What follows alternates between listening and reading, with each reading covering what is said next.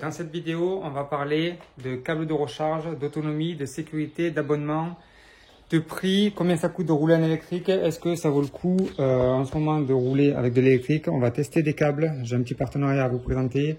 On va tremper des câbles dans l'eau pour parler de sécurité. On va parler de cette borne-là et on va aussi faire des comparatifs et expliquer, je vais essayer d'expliquer aux débutants comment fonctionne une voiture électrique, comment calculer l'autonomie et le prix d'une recharge. Donc les chiffres que je vais donner, c'est des chiffres qui ne sont pas extrêmement précis parce que je ne prends pas en compte les pertes d'énergie et tout ça. Le but pour moi, c'est de grossir un petit peu le trait pour que vous puissiez comprendre assez facilement que c'est pas très compliqué en fait de rouler en électrique et de calculer en fait combien on fait d'autonomie et combien ça coûte. Parce que si vous venez d'une voiture thermique, c'est pas forcément évident, il y a beaucoup qui connaissent pas grand chose. Pour ceux qui connaissent pas la chaîne, en fait, sachez que moi, avant ce modèle-là, j'avais déjà un modèle 3 propulsion et j'étais VTC. Donc en fait, je roulais énormément, j'avais fait 130 000 km en 18 mois, donc c'est énorme. Et je n'avais pas de prise, je n'avais pas de maison, du coup, dans un appartement, je me rechargeais exclusivement avec cette prise-là. Donc ça, c'est ce qu'on appelle une prise domestique. C'est livré avec la voiture. Donc c'est une prise normale en 220 et ça c'est l'embout que vous branchez à la voiture. Voilà, ça sera pareil si vous prenez une autre marque de voiture. Ça c'est aussi livré avec la voiture, c'est ce qu'on appelle une prise T2. Donc l'embout que vous mettez à la voiture, celui-ci c'est exactement le même que ça, sauf que là, ça vous allez le brancher soit à une wallbox, une wallbox en gros c'est ça, ou alors des bornes que je vais vous mettre en photo. Donc c'est des bornes de village qu'on trouve dans les villes.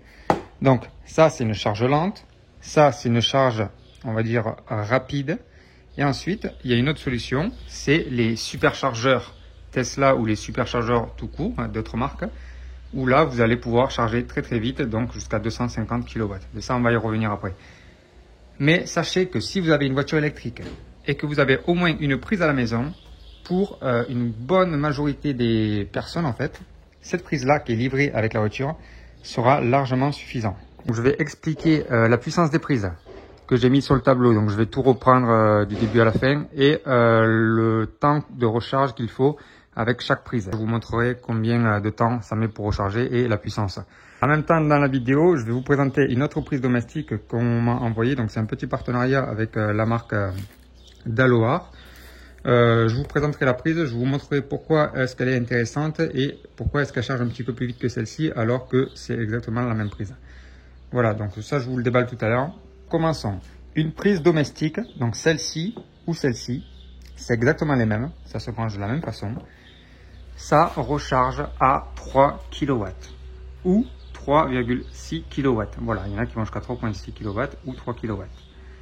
La Tesla de base, donc la mienne, elle a une batterie de 60 kWh. Donc concrètement, c'est très simple. Donc je grossis le trait, je ne prends pas en compte évidemment les pertes d'énergie. Mais si vous voulez faire un calcul rapide, vous faites la capacité de votre batterie divisé par la kilowatt de la puissance de votre prise. Donc vous faites 60 divisé par 3 et ça vous donne en gros le temps de charge qui serait évidemment de 20 heures. Et si vous avez une prise domestique en 3.6, dans ce cas là vous serez plutôt aux alentours de 16h30. Voilà, donc vous pouvez quand même gagner quelques heures juste avec une prise domestique.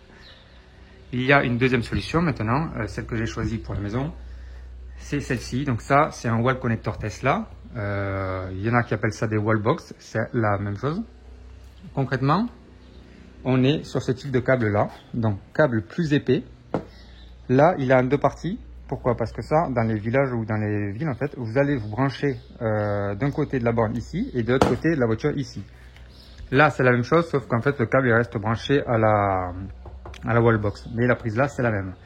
Et donc si vous branchez sur ce type de prise là, on passe du coup sur cette ligne, donc c'est des wallbox Tesla ou wallbox normale.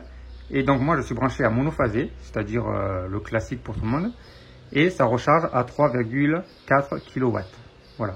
Et si vous vous branchez en triphasé, donc c'est souvent le cas pour les bornes que vous trouvez dans les villages, là dans ce cas vous serez à 22 kW. Voilà. Mais cette voiture-là de base, donc la modèle 3 propulsion, avec ce type de prise, vous serez limité à 11 kW.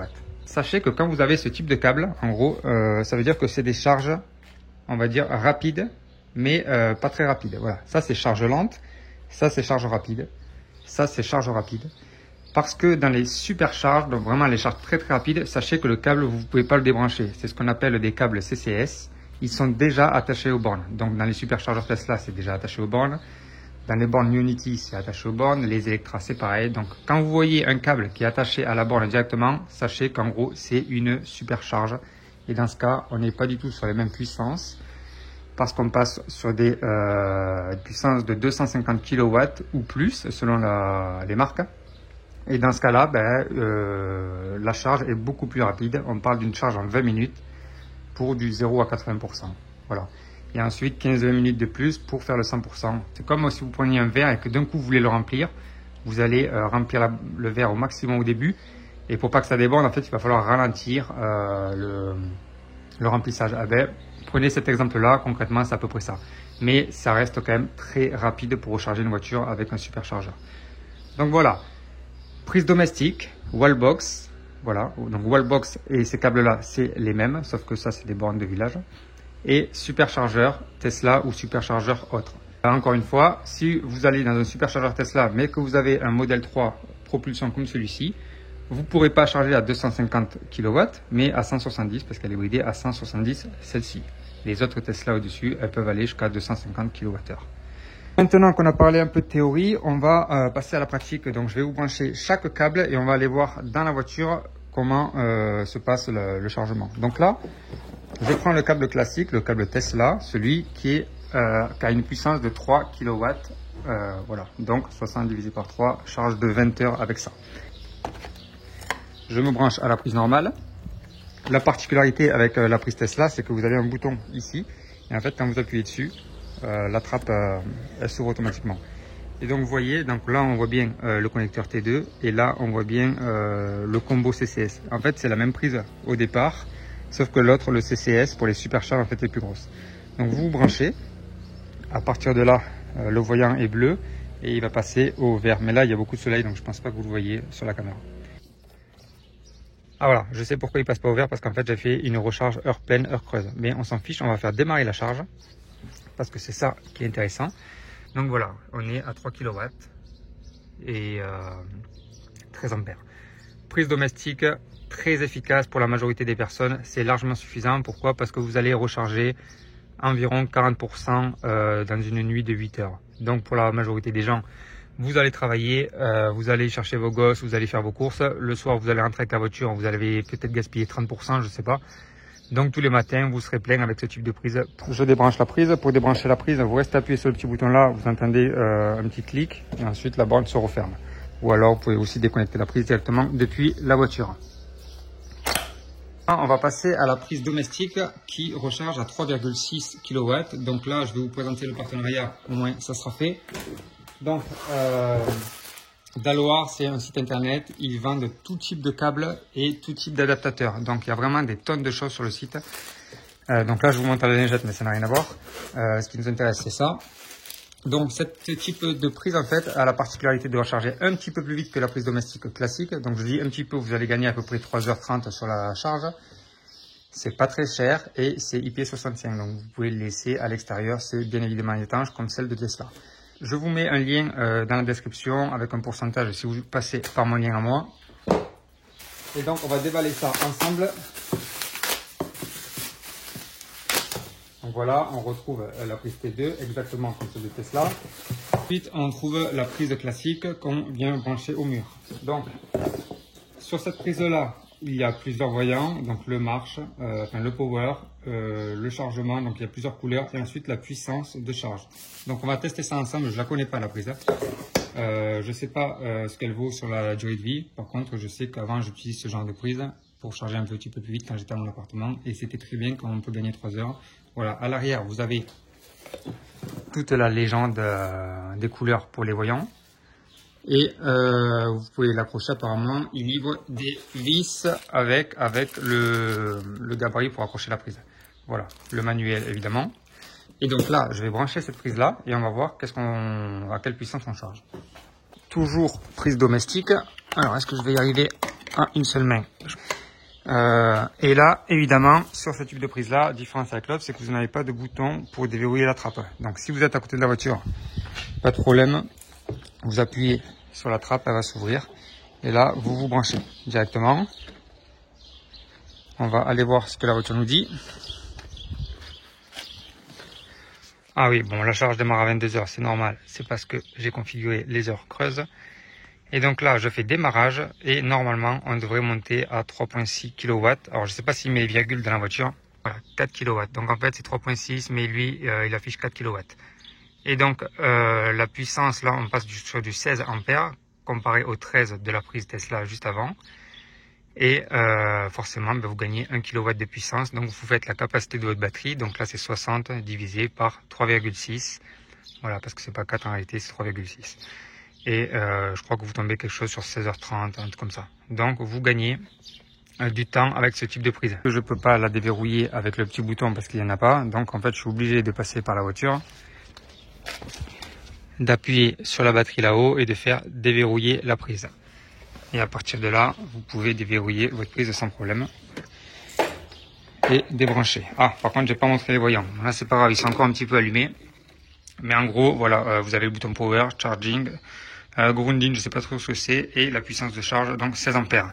Et la question que je me pose, c'est est-ce qu'on peut plus changer la puissance? Évidemment qu'on peut. Donc ça, c'est vraiment génial. Si vous n'avez pas besoin d'aller aussi haut parce que vous avez, parce que vous allez charger toute la nuit, par exemple, vous appuyez sur ce petit bouton et ça changera la puissance. Donc ça, c'est très bien parce que si vous avez un type de câble, on va dire au mur, qui est peut-être plus fin et tout ça, ça vaut peut-être le coup de jouer avec ça. Bon bref, ça c'est vous qui voyez. Le produit, ça c'est du plastique. Donc ça, si vous le faites tomber, pas bon du tout. Il risque de casser assez facilement. Donc ça, il vaut mieux l'accrocher au mur, quelque part. Ça, plastique aussi. Bon, ça a l'air du plastique comme les autres prises. Le câble est de la même épaisseur que le câble de la Tesla, quoique non, il a l'air un peu plus fin. Voilà, comparativement avec celle-ci. C'est du plastique aussi. Là, on va dire que c'est du plastique souple. Et là, il y a un bouton quand même pour appuyer. Et par contre, la bande Tesla, elle est plutôt avec, moi j'appelle ça du molletonné, je sais pas trop comment appeler ça. Mais ça reste du plastique, mais recouvert en fait d'une petite mousse. Voilà, peut-être un peu plus solide sur les chocs. Voilà, qui se rayera moins facilement. Mais par contre qui est beaucoup plus cher que celle-ci, parce que celle-ci est à un prix. Alors le prix je n'annonce pas dans la vidéo parce que ça change tout le temps, enfin ça peut changer en tout cas, mais c'est beaucoup moins cher ce type de prise là. Voilà, après je peux pas vous dire pour la durée de vie de la prise, mais ce qui est intéressant c'est qu'on peut changer la puissance, donc ça c'est cool. Donc voilà, prise domestique, et donc là on est sur du 3,6 kW, donc n'oubliez pas, si vous voulez calculer l'autonomie, 60 divisé par 3,6. Allez, maintenant on va passer à l'autre type de prise. Passage, ils m'ont aussi envoyé ce petit chiffon. Alors moi c'est ce que j'utilise dans ma voiture, donc c'est une autre marque mais c'est exactement le même chiffon. Voilà, donc ça c'est pour nettoyer l'écran. Franchement c'est super efficace parce que Tesla livre une toute petite lingette, c'est tout pourri, mais ça pour nettoyer l'écran vous mettez un coup comme ça, sur l'écran et toutes les traces de doigts partent hyper facilement. Donc ça c'est vraiment génial. Si vous avez une Tesla, c'est indispensable. Et maintenant on va passer sur ce type de prise là. Donc là on est sur des wallbox, soit chez vous, soit dans le village où vous habitez. Forcément il y en a quasiment partout. Et donc on passe sur ce type de câble. Alors pas celui-là, celui-ci. Donc en fait moi comme j'ai pas de borne à proximité, c'est pareil, je vais utiliser la mienne qui est là. C'est exactement la même chose, sauf que vous avez ce côté là à brancher à la voiture et ce côté là à brancher à la borne. Donc moi j'utilise celui-là. Là on est sur une puissance, comme je vous ai dit, à monophasé de 7,4 en puissance. Donc Wallbox Tesla, vous appuyez sur ce bouton là, ça ouvre la trappe. Vous voyez, même à distance ça marche. Le câble est beaucoup plus épais parce qu'on n'est pas du tout sur la même puissance. Et donc là vous vous branchez à la voiture, ça fonctionne exactement pareil. Ça va passer du bleu au vert. Et on va voir la puissance de charge avec ce type de câble. Donc je fais démarrer la charge. Donc démarrer la charge, vous n'avez pas à le faire. Hein. Ça c'est vraiment parce que moi j'ai configuré les heures pleines et les heures creuses. Donc la charge elle démarre. Et donc là on voit ça monte petit à petit. Là je suis à 4 kW, ça va monter jusqu'à 7 kW. Et donc là pour récapituler, vous faites toujours pareil, la capacité de votre batterie divisée par la puissance de la prise. Donc vous faites 60 divisé par 7. Et je crois que vous tombez normalement dans les 8h, 8h30, 9h peut-être. J'ai pas la calculette avec moi, mais en gros, vous avez compris l'idée. Donc, ce type de prise, c'est ce qu'on appelle des prises rapides. C'est très efficace pour la maison. Tous les matins, vous êtes sûr d'avoir la batterie pleine, quelle que soit la charge à laquelle vous arrivez. Moi, sur le dernier short vidéo, je suis arrivé avec 3%. Le lendemain matin, la voiture était pleine à 100%. Un peu plus cher, mais vraiment, si vous voulez un confort supplémentaire et que vous êtes à maison, c'est vraiment le type de prise qu'il vous faut. Et on voit qu'on est à 32 ampères, toujours sur le même voltage. Donc voilà, 7 kW, 32 ampères, très efficace. Je vous montre la prise quand elle démarre. En fait, on voit le courant électrique qui fait de haut en bas et qui passe par le câble. Donc en plus d'être vraiment efficace, la borne est esthétique. Celle-ci, on peut enrouler le câble autour, donc c'est nickel. Voilà, donc cette prise là, je vous le répète, c'est la même chose que cette prise là. Bon, sauf que là vous allez vous brancher sur une borne, voilà, dans une ville, un village, n'importe où. Il y en a quasiment partout des bornes, mais sachez que vous aurez cette puissance là avec cette voiture là. Et donc je vous le répète, on est sur ce type de prise là, donc 7 kWh en monophasé, 22 kWh 22 kW pardon, en triphasé. Et les villes et villages sont souvent en triphasé à ce niveau des bornes. Et ensuite, il reste le quatrième type de chargement, c'est ce qu'on appelle des superchargeurs. Donc là, c'est des prises CCS, donc c'est un mélange de T2 combiné avec autre chose.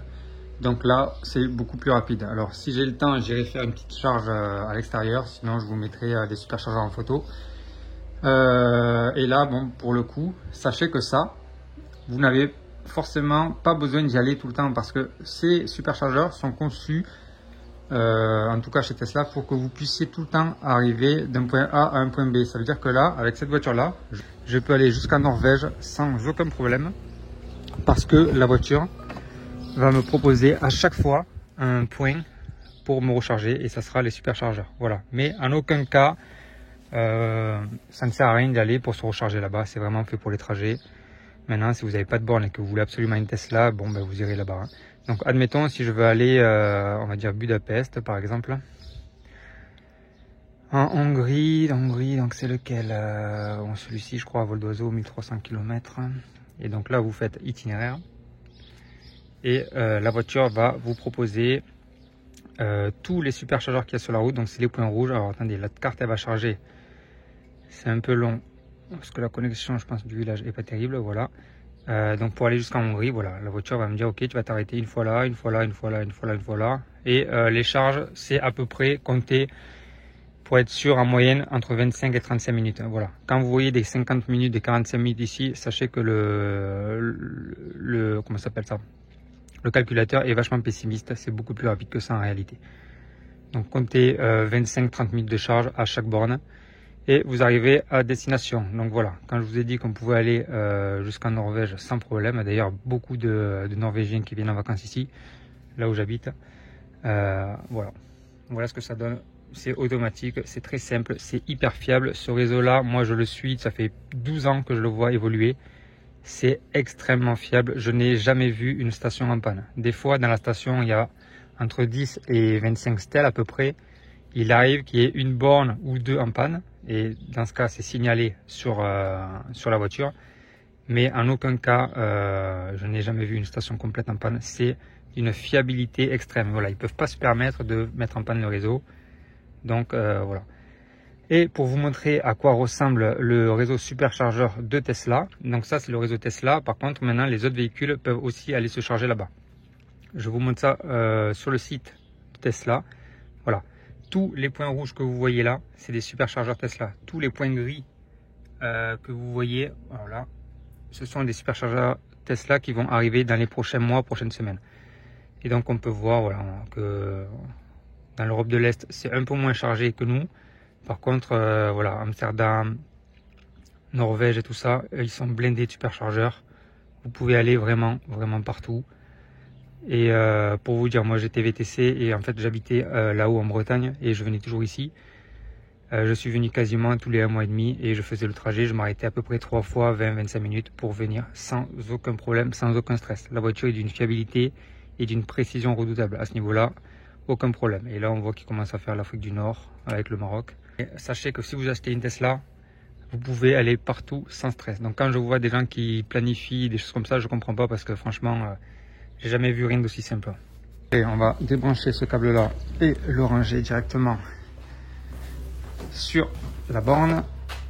Donc sachez que sur les bornes Tesla, en fait, ce câble là, vous pouvez le mettre ici. Donc moi j'enroule le câble, donc je laisse enrouler, mais vous pouvez faire comme ça.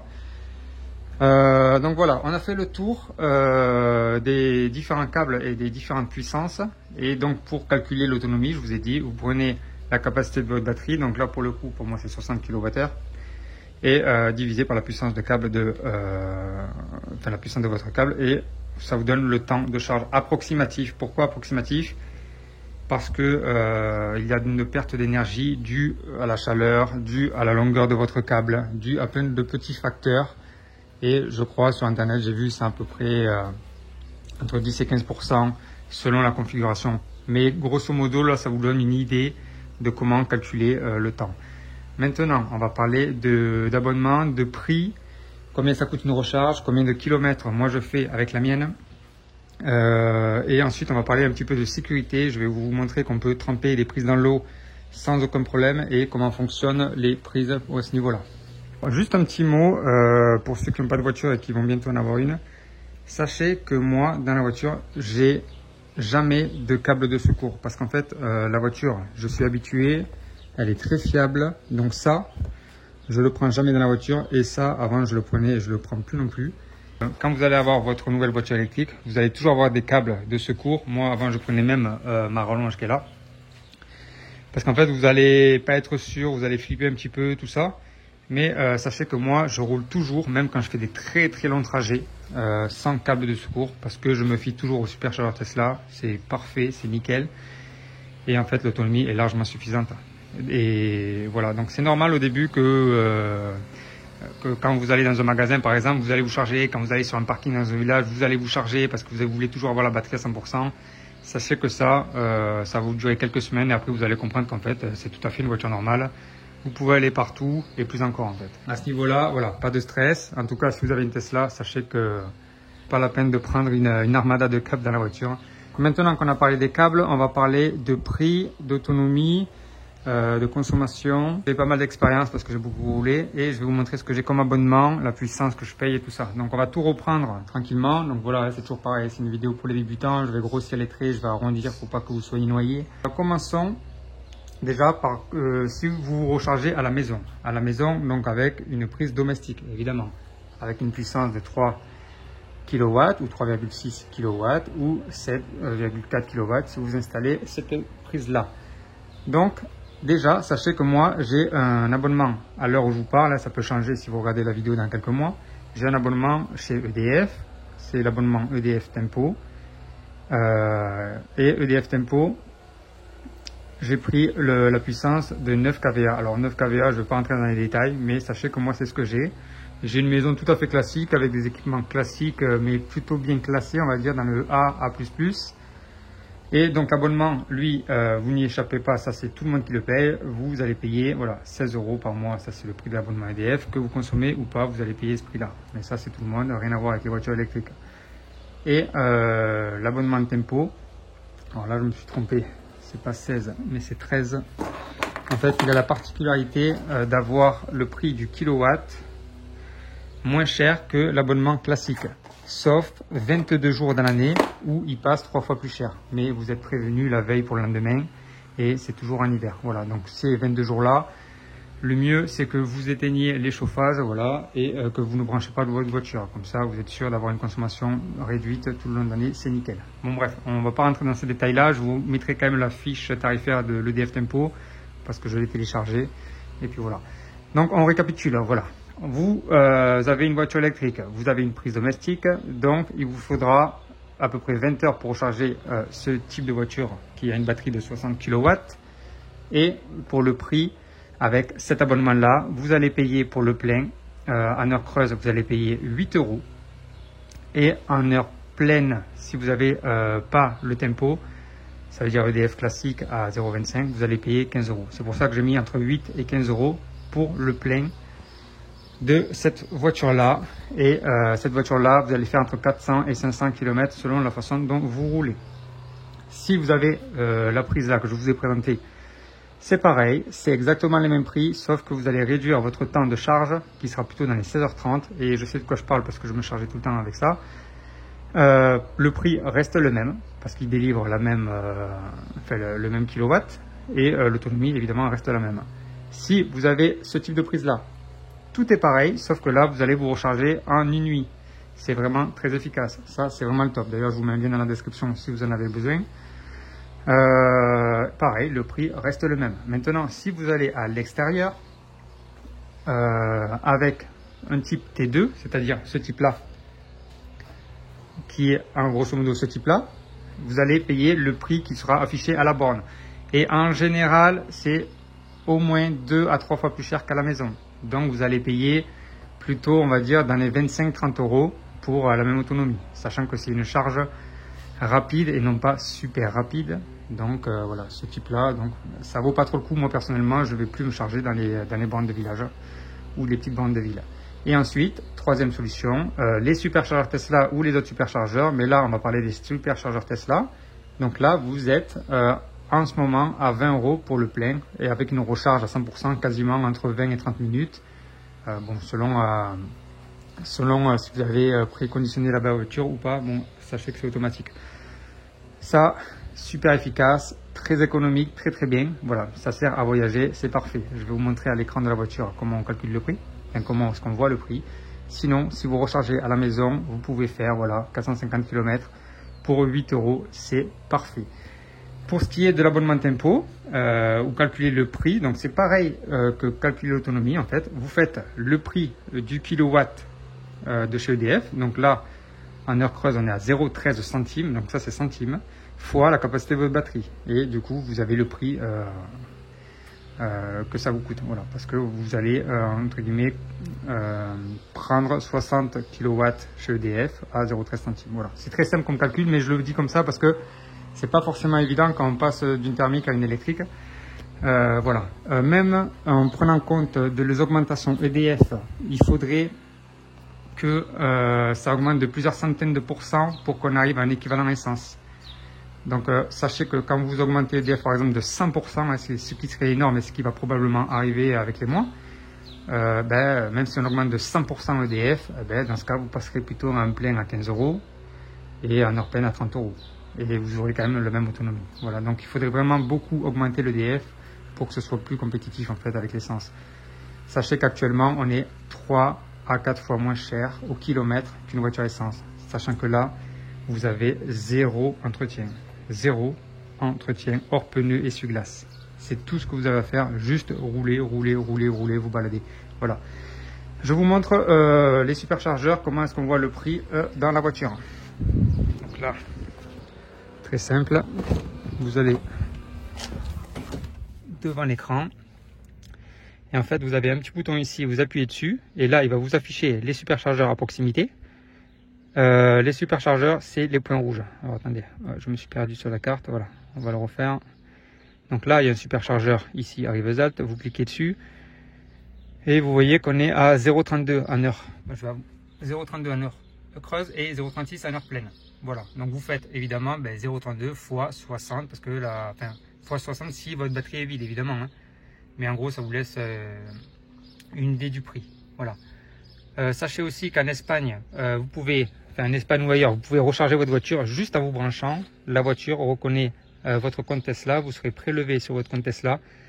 Pas de carte bleue, pas d'abonnement, rien du tout. Vous pouvez aller n'importe où à l'étranger. Du moment que vous vous branchez, votre voiture va se charger et vous n'avez pas à vous soucier de quoi que ce soit. C'est d'une facilité extrême. Pour récapituler, on peut faire à peu près 450 km en moyenne avec moins de 10 balles. Donc c'est nickel. Et je pense que ce forfait EDF Tempo, donc je l'ai utilisé sur la seconde année que j'avais la voiture. Franchement, c'est beaucoup plus économique qu'avoir un abonnement classique à 0,25 du kWh. Tout le temps. Donc il faut juste faire gaffe aux jours, les jours rouges, je crois qu'ils appellent ça. Ou là par contre c'est pas 0,13 centimes, mais je crois qu'on est à 0,75 centimes du kilowatt, donc très cher. Et en heure pleine je crois qu'on est à 0,16 centimes du kilowatt. C'est pour ça que là j'ai mis entre ça et ça, voilà, que vous ne soyez pas trop perdu. Normalement vous savez à peu près combien ça coûte pour rouler en électrique actuellement, donc sachez que si vous regardez la vidéo dans un an, saura probablement évoluer. Mais je voulais à peu près grossir le trait et vous montrer que c'est quand même vachement économique. On a parlé des câbles, on a parlé de prix, d'abonnement, tout ça. Et maintenant, on va parler de la sécurité pour les prises, la pluie et tout ça. Parce que beaucoup se demandent si on peut se brancher sous la pluie. Et ça a été une question que je me suis demandé aussi la première fois où je suis allé dans un superchargeur et qu'il pleuvait. Je suis allé voir un mec en disant est-ce qu'on peut brancher sous la pluie? Donc évidemment, on va voir ça ensemble et je vais vous faire un test pratique parce que là j'ai un robinet d'eau donc c'est nickel. Question, est-ce qu'on peut recharger une voiture électrique sous la pluie? Donc là, clairement la réponse c'est oui. Là je vais vous faire une démo, je vais brancher un câble, je vais tremper le câble dans l'eau et je vais vous expliquer pourquoi est-ce que c'est complètement safe de recharger une voiture sous la pluie. Donc là, je prends mon câble domestique. Je vais juste mettre un grand angle. Voilà. Et je vais me brancher à la prise. À partir de là, on est d'accord qu'il y a du courant parce qu'on voit que ce boîtier est allumé. Là, je prends mon seau. Je récupère mon câble, évidemment. Hein. Donc, attendez, je vais le démêler. Voilà, parfait. Donc là, le câble est branché. Voilà, c'est bien allumé. Si j'appuie, la trappe va s'ouvrir à distance. Voilà, c'est parfait. Et donc là, j'ai un seau d'eau. Et là, regardez, normalement, je meurs dans 2-3 secondes ou pas. Je mets la prise entièrement dans le seau d'eau. Et il ne se passe rien du tout. Pas de coupure d'électricité. Là, on est toujours allumé. Et là, la prise est complètement trempée. Et je vais la brancher à la voiture. Qu'est-ce qui va se passer? Ça passe au bleu. Et ça va passer au vert. Non, il faut que j'aille désactiver les heures creuses. Évidemment, ça c'est un peu chiant, mais en gros je fais démarrer la charge. Voilà, démarrage. Et c'est parti, la voiture est en train de charger. Voilà, maintenant je vais vous expliquer, avant que je me fasse incendier, pourquoi est-ce que c'est complètement safe de recharger même quand il pleut. Parce que, en fait, quand vous branchez ce type de prise, domestique sur votre prise, en fait le courant ne va pas de cette partie du câble. Le courant est ici et c'est seulement en fait quand vous allez brancher la voiture va communiquer avec la prise en lui disant ok, à partir de là il n'y a aucun risque, tu peux m'envoyer le courant. Donc la partie quand le voyant est bleu à ce niveau là, c'est justement la phase de communication entre la voiture et ce boîtier là qui dit ok, tout va bien, envoie-moi le jus, il n'y a pas de problème. Et du coup, cette prise-là est complètement verrouillée parce que quand vous la branchez, en fait, il y a un loquet qui vient bloquer la prise, donc c'est très très solide. Et quand vous appuyez sur le bouton là entame une phase de, on va dire, de communication avec la voiture, bleu et blanc. Et là, l'électricité est partie de la prise et est revenue, entre guillemets, se stocker là-dedans. Voilà. À partir de là, il n'y a plus d'électricité dans ce boîtier-là. Donc là, c'est toujours trempé. Si vous mettez vos broches pour calculer, enfin pour voir s'il y a du jus, vous n'aurez pas de jus. Vous pouvez mettre les doigts, vous n'aurez pas de jus. C'est comme si vous mettez un bout de bois dans l'eau, c'est la même chose. Et c'est exactement pareil avec ce chargeur-là et les autres chargeurs. C'est une norme, c'est obligatoire, c'est quelque chose qui est très fiable. Voilà. Après, attention, n'allez pas acheter une prise de chez Wish parce que c'est pas non plus le but de s'électrocuter. Mais voilà, sachez que les prises de base et les voitures électriques peuvent se recharger sans problème sous la pluie. D'ailleurs, il n'y a quasiment jamais de superchargeur qui soit abrité, en tout cas chez Tesla. C'est assez rare. Des fois, on voit des panneaux solaires au-dessus, mais c'est assez rare. Donc ça, c'était la partie sécurité. Donc au moins, vous savez à quoi sert ce petit boîtier-là. Et évidemment, ce petit boîtier-là, c'est la même chose ici. Et ça sera la même chose sur ce chargeur-là. Voilà. Normalement, si vous êtes débutant en voiture électrique ou si vous n'avez pas encore, dans cette vidéo, j'ai pas mal répondu à pas mal de questions. J'ai sûrement oublié des choses, donc essayez de compléter dans les commentaires pour ceux qui s'y connaissent un peu plus. Sachez que tout ce que je vous ai donné, c'est des chiffres approximatifs, mais presque précis, on va dire, parce que je ne prends pas en compte les pertes d'énergie. Mais grosso modo, c'est on est dans l'idée, quoi. C'est pour grossir le trait. Donc voilà, j'ai fait le tour. J'espère que cette vidéo vous aura été utile et que vous aura plu. Ça fait toujours plaisir de voir dans les commentaires si ça vous a été utile. Sachez que je lis tous les commentaires, même les commentaires négatifs, je lis tout. Et voilà, des fois ça me fait bien marrer. Je vous dis à très vite et n'oubliez pas un petit pouce bleu. Dans la description, je vous mets le lien de cette prise. Si vous voulez commander des accessoires, des adaptateurs, Des choses comme ça, ben voilà, vous pouvez y aller sans problème. Et dans la description, je vous mets aussi plein de liens avec tous les partenaires que j'ai. Donc vous pouvez avoir des 20% chez EVBase. EVBase, c'est les jantes, enfin non, les enjoliveurs que j'avais pris. Donc sur tout le site, vous avez 20%.